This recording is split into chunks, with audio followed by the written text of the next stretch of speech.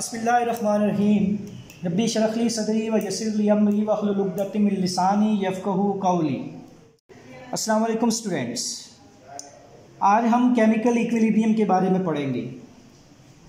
ये टॉपिक आपके chapter number 9 से लिया गया है, जो कि केमिस्ट्री के बिल्कुल शुरू वाले पेज नंबर 7 के ऊपर मौजूद है। चैप्टर केमिकल इक्विलिब्रियम स्टार्ट करने से पहले हमें रिवर्सिबल और इनरिवर्सिबल रिएक्शंस के बारे में पढ़ना है। इनरिवर्सिबल रिएक्शंस की बात करते हैं, जैसा कि नाम से ही आपको नज़र आ रहा, नाम को ही समझ लेंगे आप लोग। नाम से ही आपको पता चल जाएगा कि ये किसी ऐसे रिएक्शन की बात हो रही है जिसको रिवर्स नहीं किया जा सकता। जी बिल्कुल, आप ठीक समझें। इसको अगर आपने डिफ़ाइन करना हो सादा अल्फाज में, तो ऐसे केमिकल रिएक्शंस जो रिवर्स नहीं होते उनको इरिवर्सिबल रिएक्शन कहते हैं। या ऐसे केमिकल रिएक्शन जिनमें सारे के सारे entire amount of reactants products बन जाएं, तमाम के तमाम रिएक्टेंट्स।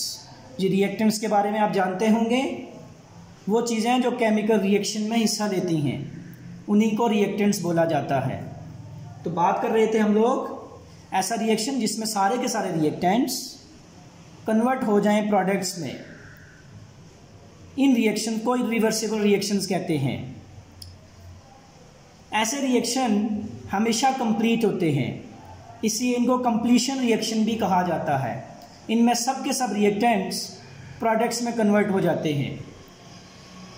अगर इस रिएक्शन की प्रॉपर्टीज़ की बात की जाए, तो ये रिएक्शन सिर्फ सिंगल डायरेक्शन में चलता है, या ऐसे रिएक्शन सिर्फ सिंगल डायरेक्शन में ही प्रोसीड करते हैं, ये रिएक्टेंट से प्रोडक्ट साइड पे।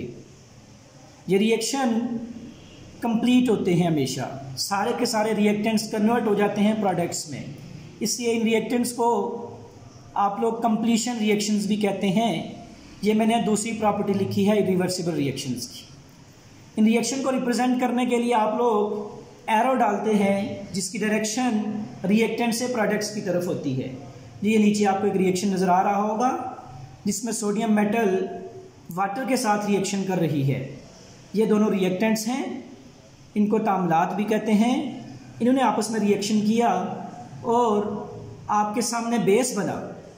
अब ये एक ऐसा रिएक्शन है जो सिर्फ सिंगल डायरेक्शन में रिएक्टेंट से प्रोडक्ट साइड पे ही जाएगा under normal condition, under same conditions. ऐसा कभी नहीं होगा कि उन्हीं कंडीशंस में ये दोबारा से मिलके प्रोडक्ट्स बन जाएं, दोबारा से NaOH हाइड्रोजन के साथ रिएक्ट करके सोडियम और वाटर बना दे। ऐसा नहीं होता।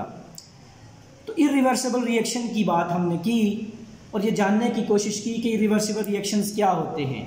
और हमने ये जाना कि केमिस्ट्री में ऐसे केमिकल रिएक्शंस जो सिंगल डायरेक्शन में चलते हैं, जो कंप्लीट हो जाते हैं, जिनमें सारे के सारे रिएक्टेंट्स प्रोडक्ट्स में चेंज हो जाते हैं, इन्हें इरिवर्सिबल रिएक्शंस कहते हैं। और इसकी मिसालें भी मैंने दी, मेटल का वाटर के साथ रिएक्शन,